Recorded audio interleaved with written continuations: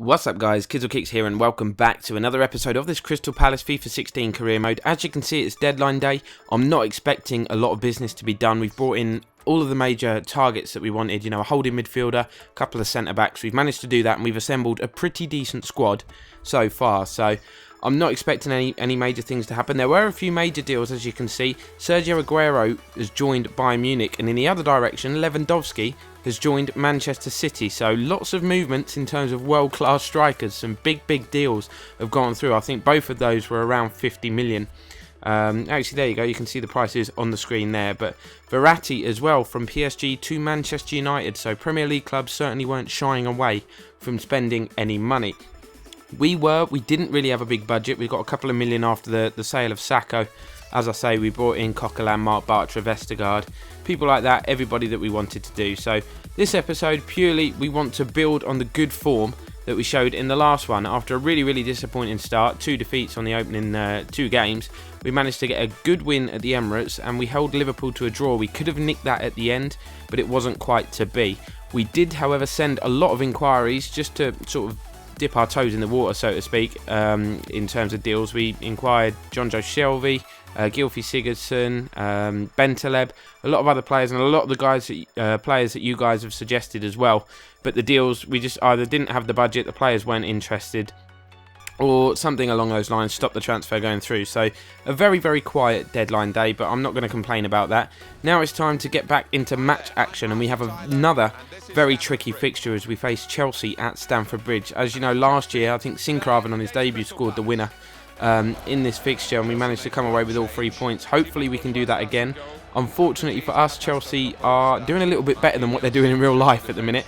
Had this be real life at the moment, I'd be confident of going to Stamford Bridge and picking up all 3 points, but it's a lot easier said than done. You can see the team that we've put out. Berahino starting up top. Coquelin, it's actually Zuma and Vestergaard who are going to be starting at the back. It was actually them two that played at the Emirates and managed to keep a clean sheet, so we'll be hoping very much for more of the same. But it was Chelsea who had a positive start. It's Ramirez who was captain on the day.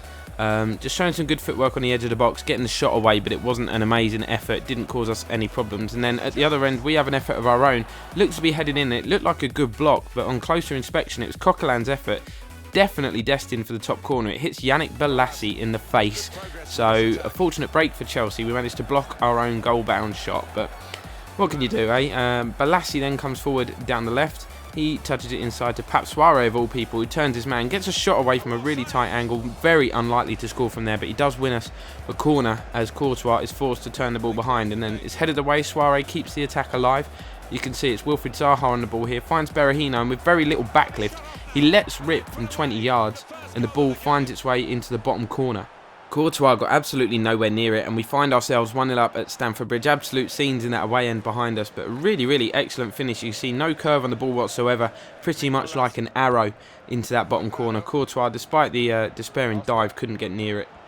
But Chelsea going straight up the other end looking for a response. You can see Oscar here smashing it wide, but on closer inspection on this one, it was actually a good save from Jack Butland. Excellent stop, come off his elbow, and that was enough to turn the ball behind. So going in at the break with a 1-0 lead, still lots to do.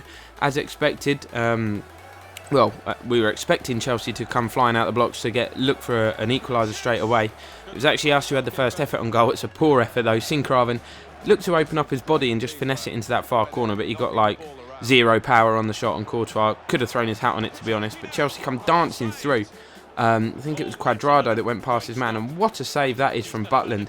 Unbelievable stop, but they kept the attack alive. You can see Matic here on the edge of the box. He picks out Ramirez. They work it wide to Baba Rahman.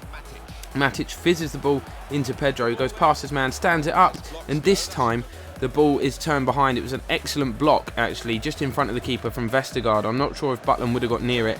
But speaking of the corner, he didn't really get near that. It was he saved the first header, but the ball fell to the feet of Oscar.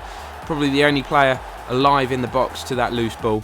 And he manages to smash in the rebound from penalty spot, 10 yards out, into an empty net. So we've got it all to do, which is disappointing, because we did look reasonably comfortable. Butland made a few saves, but nothing major. And then Cabaye with a real speculative effort there. Angle was against him. He decided just to get the effort in on goal. We made a triple change. You can see Vidio, Ledley and Gale coming on. Berahino, Saha and Sinkraven going off. So just fresh legs as we move into the last 5 minutes now. Ledley might get the opportunity, but it's blocked and cleared away. But we come back at Chelsea. A goal now would surely win it. You can see Balassi touches it onto Ledley. His strike is well saved from Courtois, but Captain Cabaye in the right place at the right time at the back post just manages to head the rebound into the vacant net, and we manage to take a 2-1 lead with just minutes to go. And Chelsea had no time to respond or get themselves back into the game. So just as we did last year, we've managed to come away from Stamford Bridge with maximum points, a 2-1 victory. So really, really pleased with that result and pleased to build on the form. Hopefully we can show some kind of consistency. We need to after that awful start. But time to go back to Selhurst Park now, where we welcome Watford. You can see a couple of rotations inside. Jason Punchin is starting, Vidio this time starting. It's Zuma and Mark Bartra at the back, and Martin Kelly comes in at right back. The good news, the thing that's pleasing me this year, is the strength in depth that we have on the bench. We've got some really, really good players on the bench. So we've got options to change it if things aren't quite going as planned. But Watford, they put us under a bit of early pressure here. You can see working the ball wide, and they get the ball into the box. We don't deal with it very well. It's a poor clearance, and then Gerardo smashes the ball wide with his left foot. Really should have done better there, at least get the effort on target. But they come forward again. You can see just after the quarter of an hour, Butland tries to catch it, cannot hold it, and luckily we're on hand to react and clear the ball away. But chance for us at the other end then as Berahino plays it through to Coquelin.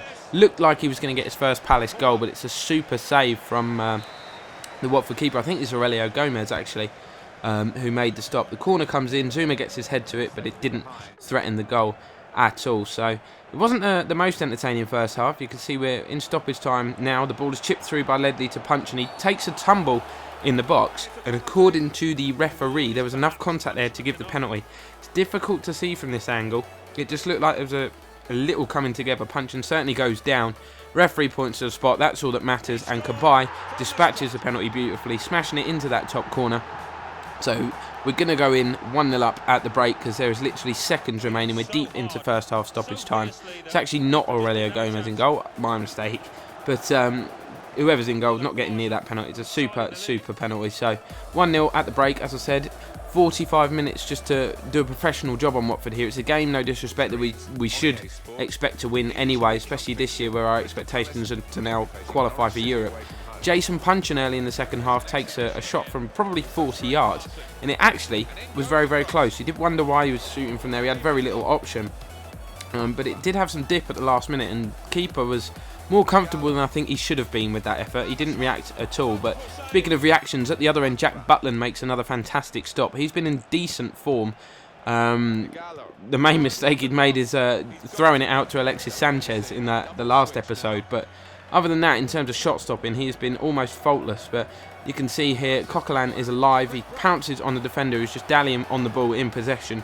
What we're going to do here, Dwight Gale, who's just come on, scores with basically his first touch. It's a little bit sweaty again, but you've got to do what you've got to do to win games at this level. On Legendary as well, so we're not going to mess around. If we can get the 3 points, we will. Don't care how. And it's good for Dwight Gale to come on and get himself on the score sheet. He does pop up with the odd goal or two every time he plays, so that's really pleasing. And Watford, it looked easier to score here. 6 yards out, ball just rolling across the edge of the 6-yard box, and it's smashed over the top. A real bad miss, but it didn't matter too much because just moments later, a set-piece delivery in the box and a terrific header, I must say, gives Butland no chances. Great technique. Look how he twists his body and his neck. Just flicks the ball on it. Already had pace on the delivery, and Butland had no chance with that, so Watford are back in it. But James McCarthy comes forward here, finds Punchin, who has a chance to kill the game, but he lashes at the shot, smashes it over. Fortunately for him, it didn't matter. That was the last action of the game. Full-time whistle goes and we get another win. So back-to-back victories in this episode. Really pleasing. Maximum points. A thank you from Captain Cabaye for saying, cheers for the game time, boss. No worries, mate. If you keep playing the way you are, you're never going to have to worry about your place in the side. But we'll have a look at the league table to end the episode then. 6 games in now, things looking a little bit better. We're in 8th position. Just 2 points off the top if you want to think really positively. But Chelsea top, Arsenal 2nd, Sheffield Wednesday 3rd, Everton 4th, Liverpool up in 5th.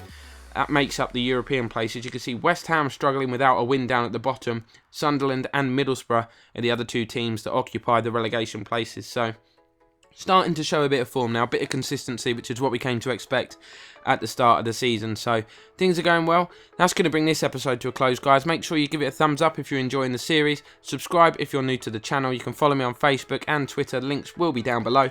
And we will see you again next time.